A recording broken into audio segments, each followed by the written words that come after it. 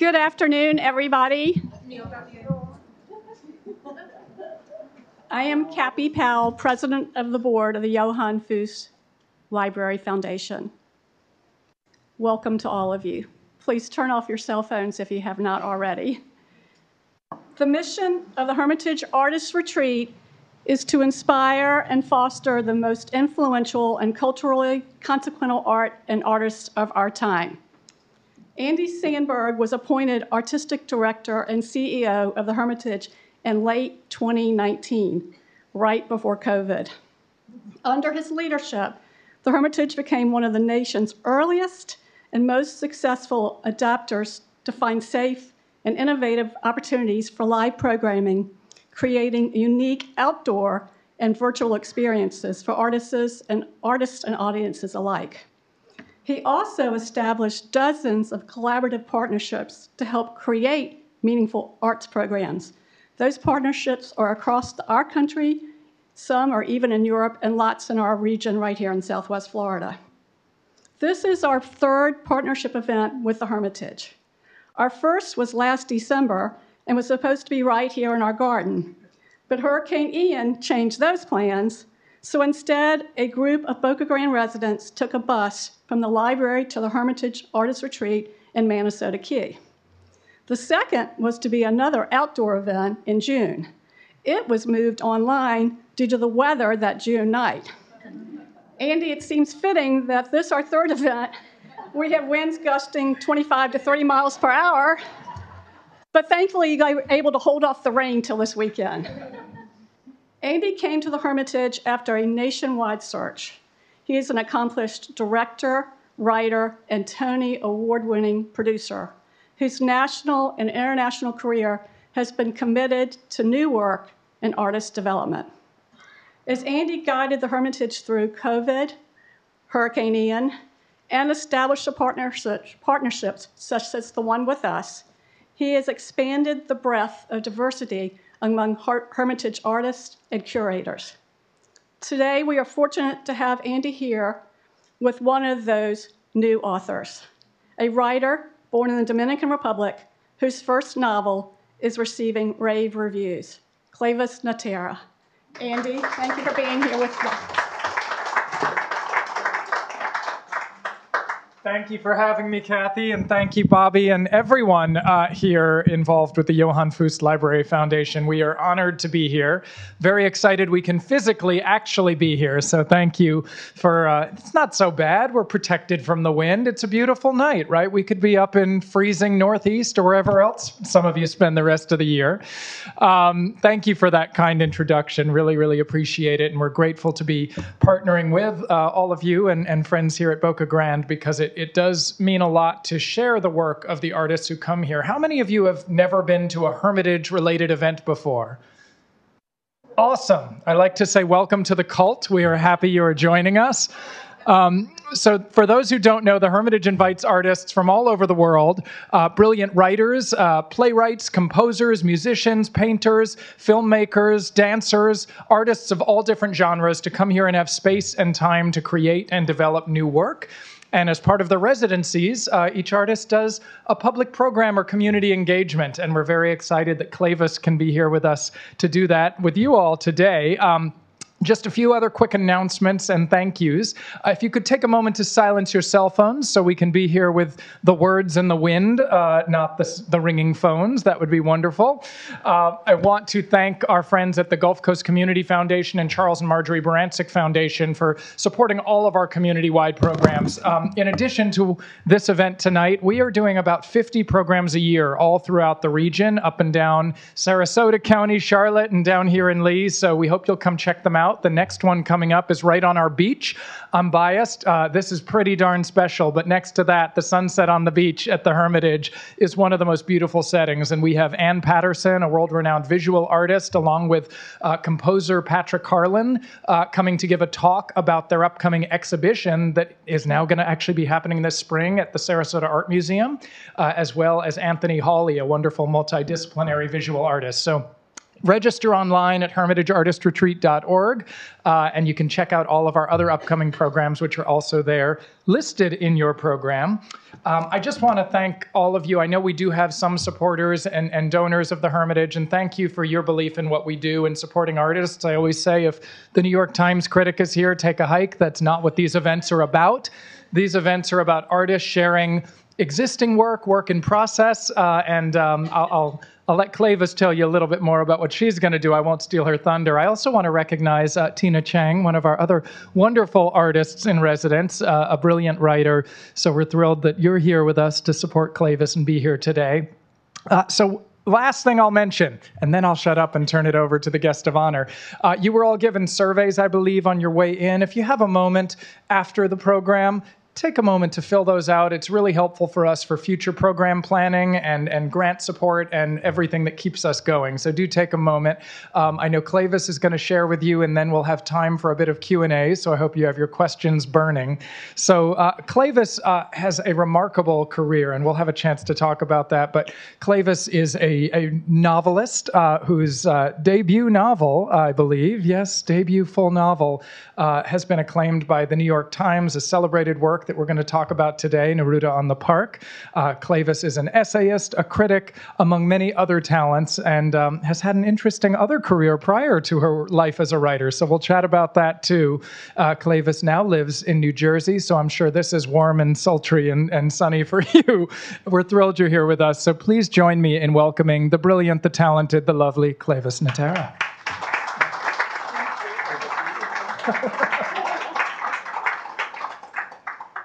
Hello, everybody. I feel so good being here. My book came out last year, May 2022, after a 15-year journey to publication. And so, you know, I have two little kids, a 9-year-old and an 11-year-old, and they're always asking me, like, aren't you tired of talking to people? And I'm like, I will never be tired of talking to people about my book.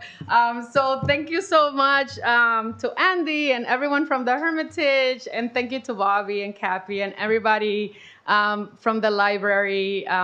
You know, when I grew up, the library was my safe place. And so I have this tender place for libraries. And this one, I mean, I just want to move here and hang out with all of you. So I'm very, very grateful to be here. So today we're going to be talking about the people and places that make us. And so what I thought I would do is to read to you a little bit from my debut novel. And then I wanted to tell you a little bit about some of the inspirations for it. And then I'm going to read to you from the book that I just sold over the summer, which I'm going to be handing into my editor in 2 months. And so it's the first time that I'm reading for it. If you love it, thank you. If you don't love it, don't tell anybody. We'll pretend it never happened, okay? But I'm excited to share with you some work brand new scenes that I worked on at the Hermitage. It's such a special place for me. So I'm going to read to you, Neruda on the Park is the title of my book. And what you need to know about it is that the novel centers the life of a family and a community. The family is the Guerreros, which are Dominican immigrants. And the community is Nather Park. And it's a fictional neighborhood which combines all of the neighborhoods that I lived and loved in New York City as I was growing up as an immigrant child. I think what you need to know is that the family is in crisis, and the neighborhood is in crisis as gentrification arrives. So I'm going to read to you a little bit from chapter 4, and this is from the mother's perspective, and it's what happens the day after she's taken a fall. Walking through a park in the neighborhood. On Wednesday afternoon, Eusebia woke up and left her apartment, just like that. She didn't empty her bladder. She didn't bother changing out of the clothes she still wore from the day before. She didn't brush her teeth. She didn't knock on her daughter's door. The slimy feeling that coated her teeth was familiar. From giving birth twice, from leaving her country to come to this new place, Those times, she'd ended up with a dirty mouth that lasted for days, 2, even after she brushed her teeth. Her head ached, pulsed, but she decided to ignore it. She should be thirsty, but she wasn't that either. The world seemed a bit distant, and she really liked it. She'd pretend nothing was wrong until she got a handle on things, on herself. In her sleep, she'd solved the problem of how they would stop the construction of this luxury building, how they'd stop the apartments from being sold from under them. It came folded inside a terrifying memory of the last time she visited the Dominican Republic. On the first floor, she rang the bell to her best friend's apartment. One of the women opened the door. "Let's go for a walk," she said. Her friend nodded, went to get the others. Moments later, they were outside where the day was bright, the weather warmer than it should be. Her body felt sore, as if she'd gone for a swim. She moved gingerly. The noise from the construction site got louder as they approached. There were large chunks of concrete being dropped into a metal dumpster, and they sent sharp chills from their teeth to the bones of their jaws. The dust still lingered in the air, and all 4 of the women fanned at the sting in their eyes. Her friends blinked repeatedly, tears rolling down their cheeks. Eusebia didn't wipe her tears. Oh, I'm sorry. The tongues blinked repeatedly, tears rolling down their cheeks. They didn't wipe them away. Eusebia's eyes got red from the dust, but none of her tears fell. "What happened to you yesterday?" one of her friends asked. It was a strange way to ask the question. Eusebia turned the words over in her head. Had she heard what they said? "I don't know," she said. The women nodded like they knew what she meant, but she was sure they didn't. "Jose died," one of the women said. Eusebia wasn't sure who Jose was. "I'm really sorry," she said, searching her mind for that name. "The boy," the 3 of the women said, annoyed, hurt. "Go home." Someone had carved into the skin of the young boy's back. She remembered. The banging ahead culminated in a huge crashing sound. Because the empty space of the missing building was so wide, the echo was magnified. It shook them. Her friends smiled self-consciously. How silly to be not startled by noise. "Are you feeling okay?" one of the women asked. All 3 of them turned to her. She had stopped walking. "Better snap out of it," she said to herself. She shrugged, moved. How to describe it to her friends? She felt like herself, but also as if something important had happened to that self, and she could appreciate it from a distance, like her body belonged to someone else. Had that fall in the park yesterday loosened something, someone inside of her? She put that thought out of her mind. The women decided to head to the rooftop of 291 East Nother Park, the building directly adjacent to the construction site, opposite their building. From the 4th floor rooftop, the sisters leaned over the railing, elbows on metal, in an attempt to catch their breath. Eusebia hung back, her heartbeat pounding in her left eyelid, in her fingertips, in the slight trembling of her left cheek. This had nothing to do with her fall. This was vertigo. It had been years since she'd forced herself to look down from any height.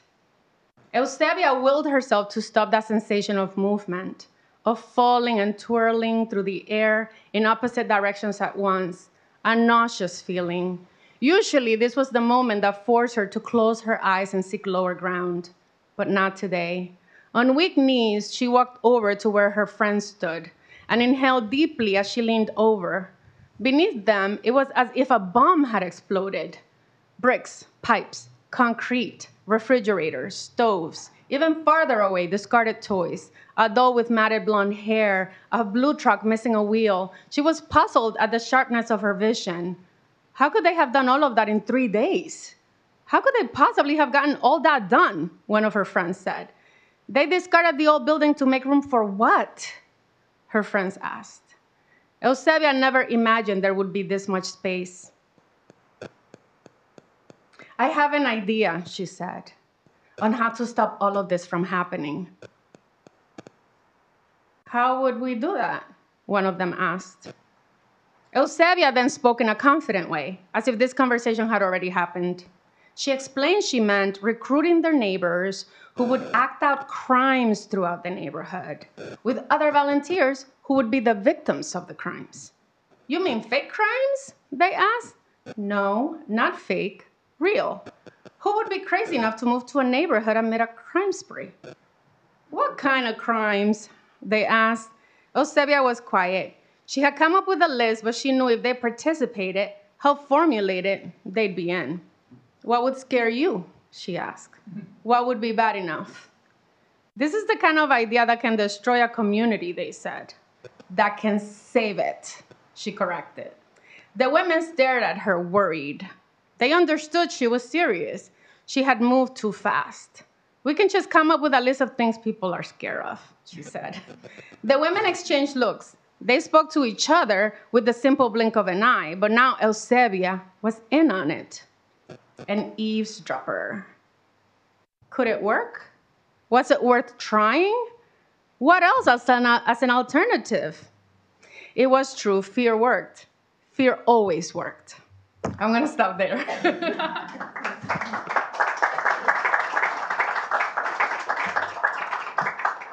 So when I arrived from the Dominican Republic, I was 10 years old, and I did not speak English.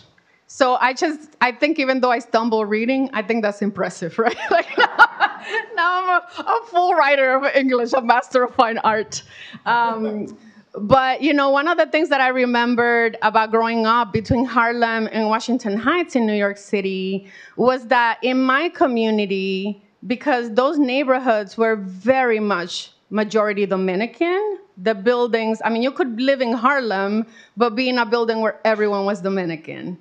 And I remember when I was 12 years old, walking from 133rd Street, where we had our apartment, and walking to 144th Street, where my grandmother lived, and I couldn't walk those 10 blocks without running into a family member. It was like, I remember being in high school and being like, can't bring a boyfriend around here because I'm gonna get caught. And so there was this sense I had, even though it was New York City and I was traveling downtown for high school, that like we lived in this very close-knit community. And this, you know, in the midst of like thousands and millions of people, it felt very small. So when, you know, and the changes that started happening to my neighborhood, you know, I didn't really feel them. I mean, I remember going to high school. I used to walk to 125th Street for the train. And I remember sometimes seeing like activists with signs that they didn't want Columbia to buy property because Columbia was trying to move up. And you know, it was mostly women who were standing there trying to stand up for what it would mean for a community of working class and poor people if the university bought up buildings around there. But, you know, at the time I was just like, let me get the hell out of here. I need to go away to college. So that was really my focus. I really struggled a lot with the idea of staying in this place that felt very claustrophobic to me as a teenager. So I go away to Skidmore, which is 4.5 hours north, and it's a beautiful liberal arts college. And, you know, I'm just studying literature and psychology and falling in love and going abroad to London and all the wonderful things that happen. And I loved that up there so much that I didn't come back home. I mean, I would come back home for the holidays, for a week, but for 4 years, I was gone. Then I graduated, and I had to come back home. So I moved back in with my mom on 133rd Street. I get a job in publishing, which was a lot more heartbreaking than you would think for a writer. And all of a sudden, it was like the 4 years had been 10 years, because I realized that my neighborhood had been radically transformed. A lot of the buildings that we had been fighting against from the community, Columbia bought a lot of property. Harlem was completely changed. And during that time, what stood out to me, then I moved from my mom's house 10 blocks away, because I still needed to be walking distance to her food. So I moved maybe 10 blocks away from her apartment to my own apartment where I was with roommates. And I just remember living in a place where it was very palpable, the fear that people had in the community, that people knew that once the luxury buildings came up, it would mean displacement. It would mean that there would not be a lot of room for a lot of people. And, during that time, I was around 23 years old, and I was thinking about how would I make it as a writer? I mean, there was no netting for me. I didn't know anyone that lived as a writer that had ever made it as a writer. And I just remember, really deciding to apply to graduate school and being like, I might not be able to make a living, but I'll be doing something I love while I'm working full-time at a corporate job at that time. I left insurance. I left publishing, and I went to insurance. And so, what's interesting to me is that this book was fermenting. I went to graduate school, and I wrote a very different book about the Dominican Republic, and it was 100% set there. But this book, I kept thinking about these two women, this daughter and this mother, and the mother's running around doing these crazy crimes. And the daughter is, very much closer to my own experience. And what I was really interested in looking at is, what happens when you're trying to protect a place you love, but there's something in your past that keeps you from engaging fully and honestly with what fear and what is driving your actions. And the possibility that if we don't deal with the things that have harmed us in our past, we can create more harm in our communities, even when we mean to do well. And so this idea of home and what we owe people we love, and what we owe the places that make us, is a place that I feel deeply invested in as a personal obsession. I think in my own life, the fact that I am an immigrant from the Dominican Republic and lived in New York City, that I went away to school and became a very different person than most people in my community, has given me both a sense of loneliness, where very often I feel like I don't belong anywhere, but then also it's given me this really interesting access to being everywhere, a little invisible. And so I think that has really helped me to both be aware of things that I think I might not otherwise be aware of, but I think more importantly, it's given my imagination the ability to both document things in entertaining ways, but also to think about the ways in which, some of these ideas of love and safety have affected my own life. So that's what I wanted to say about the book. Now I'm going to read to you from my next book. Are you ready? It's going to be a little bit of a rough transition, even though this is very new. And I love that you were talking about sunsets, because this whole thing is about a sunset. So my next book, I just sold it to my editor. And because the world sometimes makes no sense, it took me 15 years to sell my first book and get it published. And I didn't have to even finish writing my second book to sell it.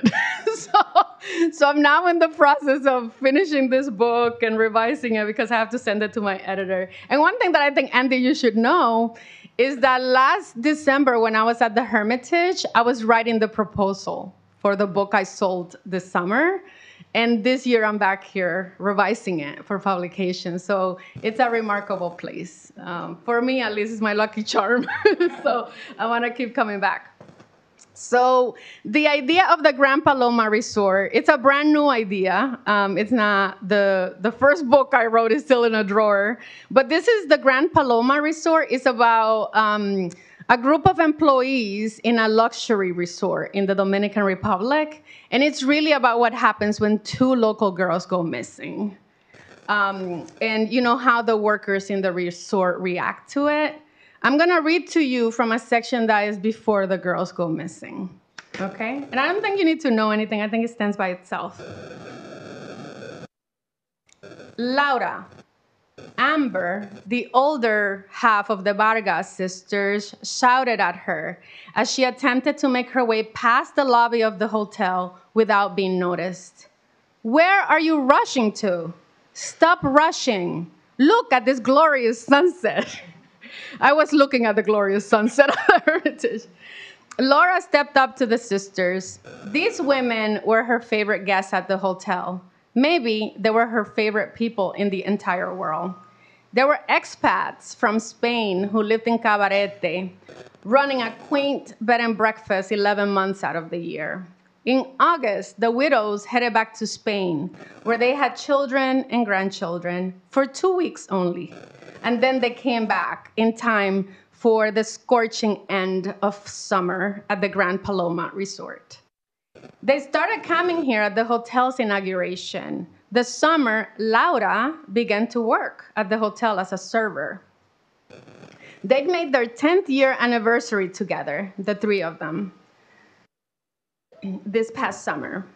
Now, Laura was an executive vice president in charge of staff. The women remained as lovely as ever. But she was shocked that after decades of living on this island, the sisters were still so moved by the colors in the sky. She stilled her breathing, tried to stop the trembling from her legs. She has so much to thank these women for. She felt a rush of tenderness, even as irritation threatened to blind her to it. "Are you looking at the sky?" Amber said, pointing to the wide expanse beyond the palm trees, the infinity pool, the Roman columns, and the various servers who moved hurriedly like little ants. Oye, it must be said, Laura had long ago stopped seeing the sky. After all, a sunset's stunning impact stopped being awe-inspiring after the 100th time. She had been living on this island, crushed under it, for 9,855 days. That's 27 years. But there was more to it than that. Anytime she took the sky in, it would bring with it such painful memories she'd be forced to fake a migraine, go into her bedroom and hide in the shadows. Now, under the duress of her patrons' wordless demands she show some affectation, Laura attempted to appreciate the view, which was undoubtedly magnificent. There were deep purples on one side of the sky and a vibrant magenta pink on the other. The center was a throbbing blood red, which dispersed into gradations of burgundies and oranges until it became the sweetest, calmest yellow. Her heartbeat raced a bit faster as she glanced at the center. The colors talked that something she didn't want to think about, that she'd rather keep buried. "I've never seen anything so beautiful," she lied. "Truly God." And here, she raised her hand toward the heavens. But because they were being blocked by the ceiling of the Grand Paloma, for a moment it seemed as if she was praying to the building. "God, aren't you tired of such improvisation? The sky more spectacular each day?" We're awed, breathless, impressed, of course. Tone it down now. The women were delighted. Then Ida, the youngest of the two widows, reached over with a warm, meaty hand, her gaze overflowing. "Sit with us, mija. Have a glass of champagne. You work too hard." "I wish I could," Laura said. "I won't take no for an answer." "What's the motto here?" "A remarkable, elevated guest experience every time." "I need you to sit down for me to have that." Laura shook her head in resignation, bringing a hand to her hair, pulling the chair, plumping her ample ass on it. She'd managed to bundle the knotted mess into her hair into a low bun. It was dripping water down her neck still, maybe from the part of the weave that was fabric, and it was adhering to her skull with glue. The water was dripping down her neck, her spine. It was important she get to the salon fast. That's why she was in a rush. Soon the knots would be unsalvageable, and she'd be the worse for wear. Amber noticed the water. "Were you swimming today? I don't think we've ever seen you swim." Laura murmured a yes, because it was easier than telling the truth. She had jumped into the lake to save her sister, who she thought had drowned, just like their mother had drowned 15 years ago. But her sister had turned over in the clear water of the waterfall's pool, kicked her in the face. Her sister had told her to get back to work, that she wanted to be left alone. "Where's Sammy?" Ida said. "We need to get you a glass." "You know I can't drink while I'm on the clock," Laura said, admiring the 2 bottles of champagne they had on ice. One was nearly finished. The sisters' daily ritual included holding court by admiring the beautiful sky, drinking and reminiscing about their husbands until they were both tipsy, They weren't obsessed with swimming with dolphins or kissing a stingray. They couldn't care less about ziplining through the forest or taking selfies with the amazing backdrop of the Paloma Falls. They came here to drink and to eat until their buttons didn't button. And they were unapologetic for it. All their workers in the resort loved them because of that. Besides that, Laura had a lot to thank the sisters for. They had written her name in every evaluation. 5 years ago, they demanded a meeting with the hotel CEO, using their clout after a terrible incident went viral where the most senior executive of the hotel had mistaken the sisters for cleaning staff. Never mind that they were wearing sparkly gowns and heels to the gala. They used this embarrassing situation to leverage Laura's first significant promotion. It had been the Vargas' sisters who had somehow known how to work the system, who had pulled just the right lever at the appropriate time to catapult Laura into a part of the organization no local had ever occupied. Just a little bit more. Sammy, is that you want me to stop? Should we do a vote? Be democratic? It's only one more page, I promise. Sammy, Amber called out, but the sound of crashing waves growing louder as evening neared drowned her voice. Sammy, the server, was over at the end of the gallery, exposing her throat as she threw her head back in laughter, a hand on the shoulder of a teenage boy. Laura picked up the bell from the middle of the table, rang it. Sammy found her by the sound and immediately straightened up, withdrawing her hand as if suddenly it had touched a flame. When Sammy reached them, Laura asked for a glass for the champagne. Then, as Sammy stood, she stepped over to her and whispered, "How many times have I told you to settle down? Are we paying you to flirt with fucking children? Get your shit together." Sammy cut her eyes at her, hatred dripping. After all, Sammy wasn't much older herself. She was 18. But then quickly gathered her face. "I'm so sorry, boss. I'm sorry. I'll do better." And she rushed away. So I'm going to skip down a little bit to read you the last part of the scene.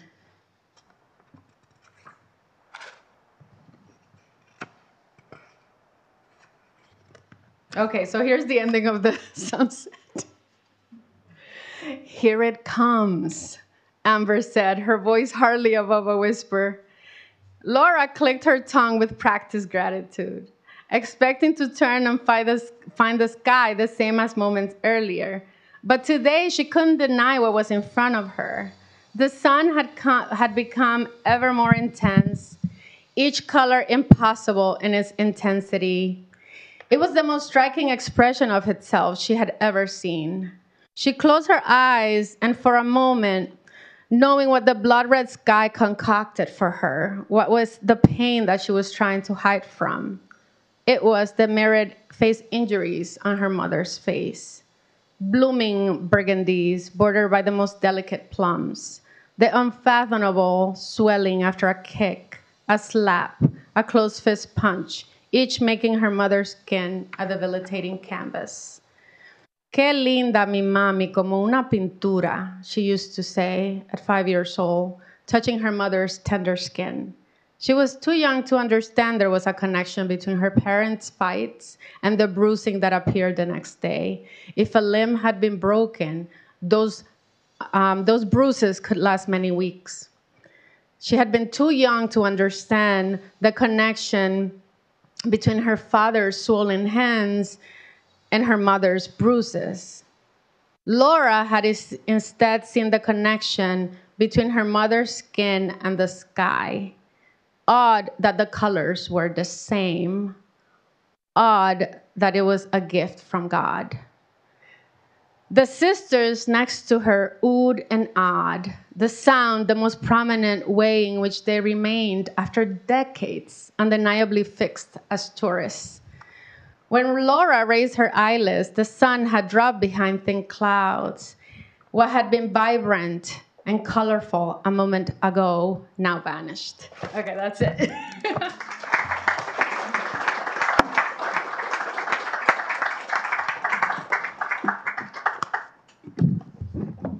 Well, I think, is this on? Oh, good. So That's wonderful, Cleyvis. Thank you for sharing all this with us. I have a whole bunch of questions, and then I'll open it up to our audience so I don't hog the mic, though I could easily sit here and talk to you about your work for hours. I think that sunset you were describing sounds like 5:52 p.m. on Tuesday or something, right? Okay, good. Just want to be sure everyone's on the same page about that. We'll talk about the work in a moment. I want to talk a little bit about you and your process. So you shared you've had an interesting background. You were juggling a career in publishing and then insurance while raising a family and working for 15 years on this novel. Where did you find the time? When did you write? Did you have a routine? Did you have to force yourself? Was it start and stop? Was it a little every day? Can you talk a little bit about that epic journey? Yeah, thank you for that question. It's interesting to me because when I first started writing Neruda on the Park, I was in my late 20s. I'm still in my late 20s for anyone doing the math. But, and I remember just, being in my late 20s and like just having my apartment. And yeah, I worked a full-time job, but so what? On the weekends I wrote at night, And then obviously 10 years later, I'm married with 2 babies. And I was getting up at 5 a.m. to write. My husband is incredibly supportive. That's how I get to be at the Hermitage for 2 weeks at a time. And so he understood also that for me, for this to actually happen, it really required for me to leave home. Like my best writing doesn't happen in my home. It's really hard for me when there's the laundry and the, groceries shopping and the food and the children can't help but call their dad, even if he's right next to them to do things. And so, for me, some of it had to do with just this idea of, of finding the time, stealing the time, making the time. But one thing that for me really radically changed, and I'll share with you a personal story, if you don't mind. It's short, but I had given up on the book. At a certain point, it had just been so painful. And, again, like I was writing this book at the heels of another failed book that I had almost published, and that had fallen apart. And I had an agent and an editor and fell apart. And then I put that one away, and I was like, Neruda on the Park or bust. I don't recommend that to any writers. The audience, put things away if it's not working. But I really was like fixed on this idea. And at one point, I just felt like it's not going to be in the cards for me. What I should do is just dedicate myself to my family and my career. I was really successful as an insurance executive. I was making a lot of money. I was running teams of like 50 people. I had lawyers working for me, even though I didn't have a law degree. And so I just felt like really accomplished in different sides of my life. And I was willing to like just put it aside for a while. And then, 5 years ago, exactly 5 years ago in November, my husband and I decided to get my son a bone marrow transplant. He was born with sickle cell anemia, and at the time, the only way for a cure was to do a bone marrow transplant. And my daughter, who was 1 at the time, my son was 3, was a perfect match when she was born. And so we were like so fortunate. So we went through the bone marrow transplant, and it failed. And so my husband and I were devastated. I mean, it was just like the saddest. When I think back about those months, because it was like almost like a 2-year period, because you have to be isolated from people ahead of the bone marrow transplant, and then you have to be isolated after. So it was a really long period. Anytime I think back on it, it's in black and white. It's like the strangest thing. Like, I don't remember any colors. But my husband and I decided to do it a second time. Our doctors felt that there was a really good chance that, my son Julian would be cured. And Penelope, my daughter, was really healthy. So they were like, let's go for it. My husband and I had a hard time coming to an agreement, but eventually we decided to go for it. So the same year, he had gotten the first one in March, and it failed, and then we did it again in November. And everything was looking good, but then my son's appendix burst. And he had this bone marrow transplant, so they couldn't treat him. I mean, it was one of those really terrible situations where they couldn't operate because he had no immunity. But if it burst and they had to do an emergency. So the way it worked is that there were like 20 doctors around the bed, and I'm with my son, my husband's next to me, and they're telling us we just have to wait, and it's gonna be 3 days. It's life or death. And you know, it was crazy because I'm not a very religious person, but I just remember like crying like a crazy person with the doctors, and then going to the bathroom and then just feeling like, what have I done with my life? Like, here I am with my child, and I felt like all my values, like the things that I needed to focus on, had been disrupted. Like, I had somehow lost my way. And so I just remember, like, Dominican people are always making promesas, with like bargain with God. And I was like, okay, God, you might not remember me. This is Cleyvis. It's been a while.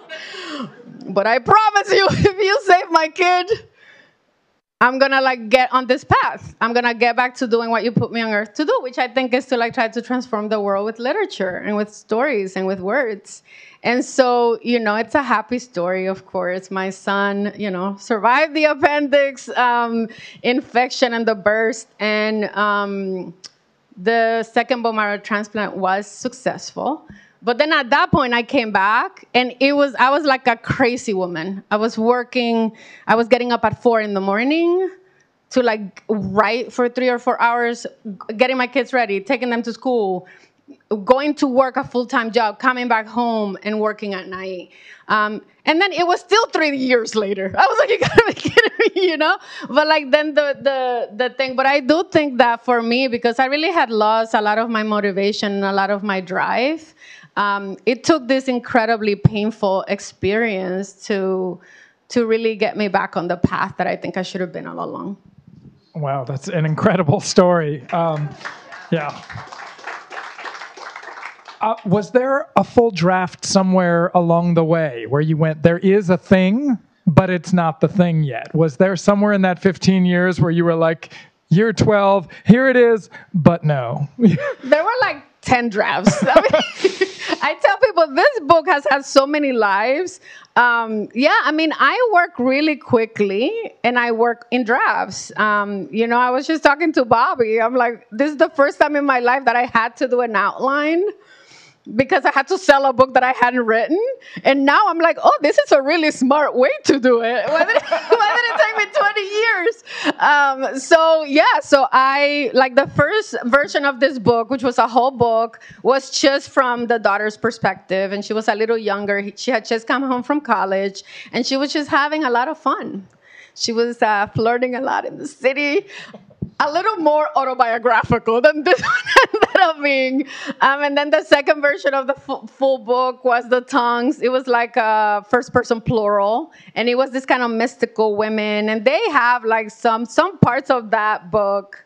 I mean, I feel like some of it survives even a 10-year process, because some of the scenes that are told by the tongues came from that second manuscript, which was very, very different. And yeah, I think by the third version of the book, I realized that I was just really avoiding telling the story and adding the mother's perspective, because I had always felt like, what kind of insane person would come up with real crimes? Like, I thought it was a neat idea, but I couldn't go deep in it. And what's crazy is that it really was like that year of spending so much time in the hospital. And my character had a great loss that happened at a hospital, and I had never written that scene. And I remember like a year and a half after everything had been done with my son and everything was fine. And I remember thinking like, you never wrote that scene? Because I was thinking about my own life. And if I ever write a memoir, like that year of my time with my children in a hospital is the most pivotal and transformative experience.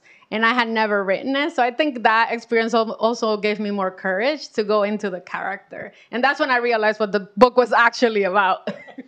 Well, you keep using the word scene, which I love. My theater background grabbed onto that immediately when you were reading and talking about your work. Is there something? I feel a lot of writers talk about their chapters and their moments, but you are very deliberately saying scenes. And are you thinking of this as you're writing it in like a filmic, theatrical way? And is that just intentional use of that word? Yeah, Yeah, absolutely. I mean, I think I am someone that was trained in a very literary tradition at NYU, and my teachers were some of the finest American voices, but I come from an oral tradition where your voice is your tool to tell a story, and the story is never complete until you have given and like animated it with life, And so anytime that I'm writing, I'm always thinking about the scenes. I always see it before I hear it. And I think for me, that has really been something that I've come to accept. Because being a literary writer, sometimes people are like, well, if you're not painstaking at the line level, you're not a real writer, And for me, more often than not, it's like, what's the story? What's the voice? What's the vehicle to deliver it? And how are these people moving around each other? Like, color for me is really important. Like, a lot of the work that I do is really animated by the environment. Like, the world and the natural world has, like, quite a great impact on me. And so more often than not, like, these things make their way into my work. And yeah, I grew up as like a theater nerd. The first thing I ever wrote was actually a play when I was in 6th grade, and it was in English. It was a disaster. I don't know why they let me put it on, but my ESL teacher was retiring, and she loved me and I loved her, so she asked me to write a play for her retirement. And I played her, even though I couldn't speak English. And I was the ESL teacher, but so I always think in terms of dialogue and scenes. I think we now know what your next program has to be. That play has to be pulled out of the drawer. So speaking about English being your second language, do you feel that how has that informed? Of course it has. How has that informed your work writing full-length novels in English? How does that give you a different efficiency of the English language? Or I'm curious kind of how you feel that's informed your work. Yeah, there's a lot of pain that comes to me when I think about my language, my language at birth, because I am fluent as a speaker, but I could not write the book that I wrote in Spanish. I got here when I was in 6th grade, and I took some literature courses in college, but I certainly do not have the same command in Spanish that I have in English. And so for me, that is like a point of friction and pain for me. And so one of the things that I think about a lot when I think about language is, there's a way in which the story comes, which for me, some of you might not have thought it was so funny, but that second scene that I read to you was funny, So like, to me, humor is important. It's part of who I am as a person. It's part of the way that I interact with people. And so humor is really important. And beauty is really important. Like, I want to move people with images and emotions that like really get at their heart. And that for me is really important. And then the other thing that I like to do is to bring into my work a sense of friction. And so what I often do is that after I write my, whatever it is, a short story or the novel, I'll just go back into the scene. And I'll go back into dialogue, especially in exposition. I'll try to move the syntax around so that it sounds a little bit tough. Because I want everyone to read it, to have that feeling of like, ooh, sometimes language is hard. And I have to work really hard at it, actually, because that's not the way it comes. Like, I'm already a master of fine art, in case you forgot. So like, to me, this idea of language and how language leaves us, how language stays with us. I heard someone very recently say that they dream in Spanish, and I felt so jealous, because I was like, I remember when I dreamed in Spanish, and now it's like, it's all English, folks. You dream in deadlines. Yeah. Last question before I open it up to others and stop hogging this microphone, as much as I'm enjoying it. So I don't know, obviously, the full extent of the second work, but women are at the center of both of these works, it seems. And you referenced coming home from school and feeling like you were seeing the women were the ones fighting for most hard and most visibly against the gentrification and displacement concerns. Do you feel these themes of home and community, is that something that you feel like... What is it about these female central characters that gives them a different, unique perspective on that? Yeah, I mean, I grew up in a family with very complicated women. My grandmother, who was like the matriarch, she still was, I would say, was traditional in a way where, she still like adhered to gender roles. Let me say that. Like she was the mom, my grandfather was the man, the dad. But there was no doubt who was running the show in our family. But at the same time, my grandmother was really hard. Like she herself had a lot of trauma in her childhood. And the way that she loved was always conditional. And so one of the things that I remember just observing as a young kid, because I really adored her. And I was like, I want to be the boss, And I just remember that some of the way she wielded love was also problematic. It was always tough. And so, like one of the things that I have always given into is that in my life, the women have been bigger than life. They have, and my grandmother, I mean, if you see a picture of her, she passed away a couple of years ago, but she was like this height, and she and I share a birthday on June 2nd. And so like we were always bonded in a special way. But I just always remember like leaving my grandmother and in my mind being like, is she 7 feet? Is she 10? And then I would see her and she would be like this tiny woman, And so I really feel like the idea of like these women in my family who were like just were really interesting and complicated and difficult to understand are always the source of what I come back to. And I'm also really interested in thinking about how we perform gender, how depending on the body you're born with, whether you connect with it or not, how you end up reeling against that and like how it manifests. So I'm always really fascinated by looking at the stories of women. One thing that I will say, though, I have to warn those of you who are like into telling stories that are writers in the audience, because years ago I said I will never write a male story. Never. I'm never going to do it. You can't pay me. You can't convince me. And can I just tell you, like, there's a very strong character that's male, and I could not. I tried to make it a woman. I couldn't do it. It's a male perspective. And then the third book that I started working on is a complete book told from the perspective of a man. So I'm always like, just be careful. Your imagination, you cannot control it all the time. So I still want to honor the legacy of the women. But I also think you just have to follow the story. You have to follow where the story goes. And it'll be interesting to see what happens next with my work. I'm excited. So let me open it up for questions from our audience here. And if you have one, shout it out. I'll repeat it back into the mic so everyone can hear. Any brave souls? Yes, sir. I'd love to hear you talk more about color.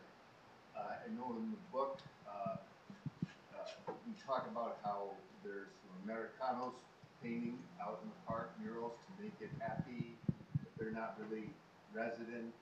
You just read a selection about the sunset and the various colors.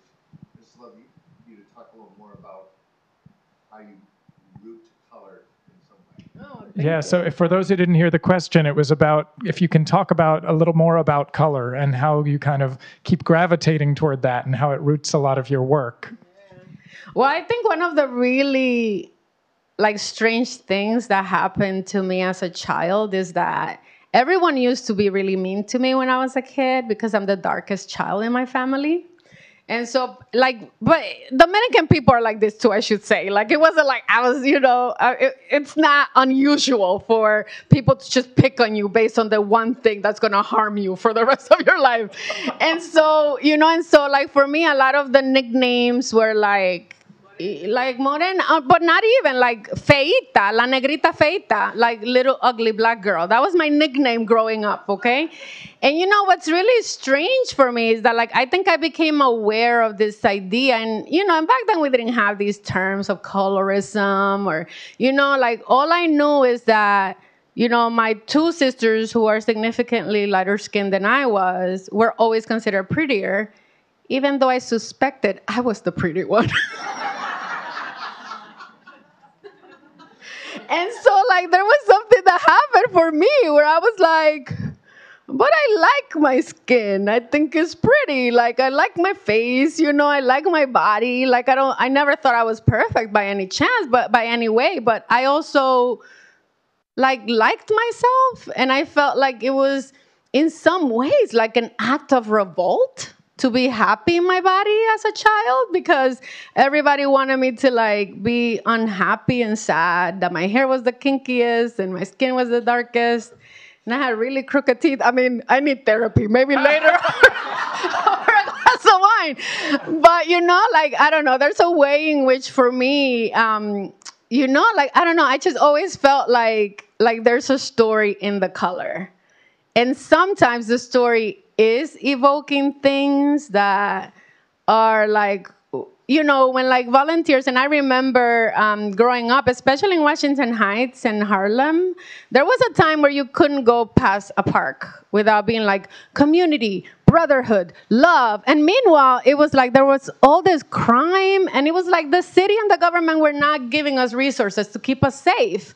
But that would paint a mural to make us think that they loved us and that we were valued, And so in a way, I really did feel, and like in my book, if you read the book carefully, the neighborhood is a body. The neighborhood, the trauma that happens to the concrete, that happens to the building is happening to the women, because there was like this very visceral way in which I, as a person, felt like this disconnect between the way that we pretend to care about spaces and care about each other, and how like we can paint things over it.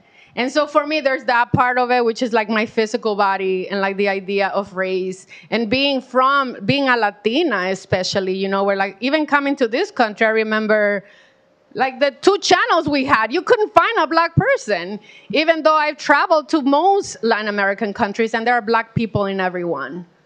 I have not been to one country where there isn't like an indigenous population that is in dark skin.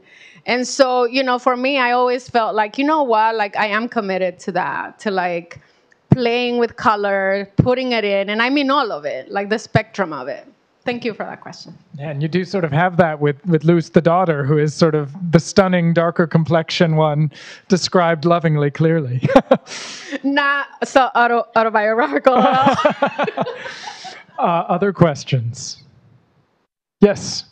Not necessarily a question, but I thank you for a delightful, enthusiastic candor, and you shared it with us, and it was very, very, very warm. Thank you. For those who didn't hear, just some kudos for a wonderful, open and candid conversation and honest perspective on everything, so thank you. Should we stop on that note? No, I'm great. This was great. Bye.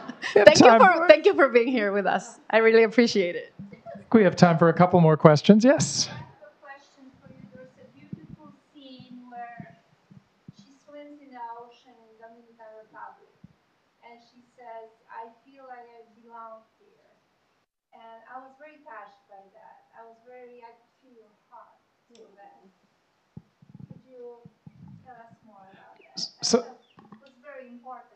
Yeah, the question is referencing a scene in the novel where the character says, "I feel like I belong here" when swimming in the ocean in the Dominican Republic. And can you speak a little more about that scene and its importance in the novel? Yeah, so one of the things that I'm really interested in exploring is the idea that sometimes we are not at home in our own bodies. And sometimes the reason that happens is you can't help it, like you inherit like mental issues or body dysmorphia. Like there are things that can happen. Some of it is social pressure. So one of my characters decides to do all this cosmetic surgery because she finds out her husband is cheating with younger women and she wants to make herself over. And so this idea of like, where can we be at home? And like, where can we be at peace? I think it is especially difficult for women because there is a multi-billion-dollar industry that relies on our insecurities. And so, and I give in sometimes on my cute stuff. I mean, I can't deny it. But, I'm also really interested in thinking about that. Like, I'm interested in thinking about, like I like makeup. I color my hair. So I'm not critical of any of those things. But for me, I think as a writer, I also think about, like, what does it mean to be at peace in our bodies? Like, wouldn't that be the goal? to just wake up and be like, I'm okay if I'm 10 pounds over or 20 or 30. Like, you know, like I'm okay. And so, you know, for that character that you're talking about, this character had a really painful relationship to the land, especially to the Dominican Republic, because she'd had some very painful experiences that happened to her. And so when she goes back and she sheds her clothing and she goes into the water, it's actually going back to the beginning of her story when we see her as a child going in the water and feeling powerful with the land, feeling connected with the land. And so along the way, all these things happen where she lost that. And I wanted her to have a moment in the book toward the end where you feel her get back to that place. And it's more of this change. I mean, it's not power anymore. It's not agility. But now it's something like more closer to like peace or acceptance. I think we have time for one more question, if there is one. It's like the last bite. No one wants to take it. Yes. I want to make sure that there's no insurance in your life anymore. Are you free from insurance, Cleyvis? Are you not having it, but free from working it? I'm going to tell you a funny story. So the thing is that like I didn't have a bad experience with insurance. I had the best bosses, and like they paid for my master's in creative writing because they thought I was great. I was like, joke's on you because I'm out of there. But well, I did work there for 20 years, so they got their money's worth for sure. But you know, like I think the best story I can tell you is that I worked for 3 people, a woman and 2 men over my 20-year career. And it was really like an incredible, I was so lucky. And last year when my book came out, like 2 out of the 3 lived in DC. So they came out to see me. And they were like, you know, you were really exceptional as an insurance person, but don't go back. Like, this is what you should be doing. You're very good at it. And I was like, thank you, boss. Well, I'm going to hog the last question, the last, and just ask, what your first time here last year and this time here, what surprised you most about coming here to this region, to the Hermitage? You know, what caught you by surprise, good or bad? I have to tell you, I mean, I feel like I've been to a lot of residencies, you know. I am a very talented writer that gets invited to places. But I haven't actually. I've only been to 2. But, you know, I actually feel like there's something to me so special about the Hermitage. I mean, I think that there's something about where it is, like physically being by the water. And I think there's something, at least for me in this time, like this point in my life, I have young children. I have a 9 and an 11-year-old. And I love them like crazy. But there's something about just having peace and time and quiet. I mean, I got here last Tuesday, and I have gotten through 150 pages of work. And I don't mean, I mean, I'm getting up at 5 in the morning, you know, I'm in bed by 9 p.m. And it's just having like this beautiful space. And I don't know, I feel like there's something really beautiful about like the staff and like the way that we feel like we're being taken care of. Like you don't have to worry. Tina and I were cold the other night, and we couldn't figure out how to work the AC. We're very smart people, I gotta tell you. We couldn't figure out. We're like, how do you turn it off? It doesn't work. And it was like one text, and like, you know, somebody came and fixed it. And like, you know, it's just like, I know that sounds like silly, but it's just like not having to worry about the other things. And like, for me, being in the Hermitage is just the best gift I've gotten as a writer. Thank you. Well, thank you for being part of the Hermitage family and for today's program. As we wrap up, I do have to let you know the library does have Cleyvis's novel on sale in the back. So if you haven't yet read it 3 times over or checked it out, you can get your own copy. I'm happy to sign it for anyone who brought their own book or for anyone who would like to purchase. So. Special Boca Grande one-time offer. So thank you all for supporting libraries, for supporting the arts. Keep supporting the library. And shamelessly, you'll get an email from us if you want to support the Hermitage. All gifts through the end of the year are matched. So it is a very good time. So thank you for all you do. Thank you to everyone here at the library. And have a great evening, everybody. Thank you, Cleyvis. for coming.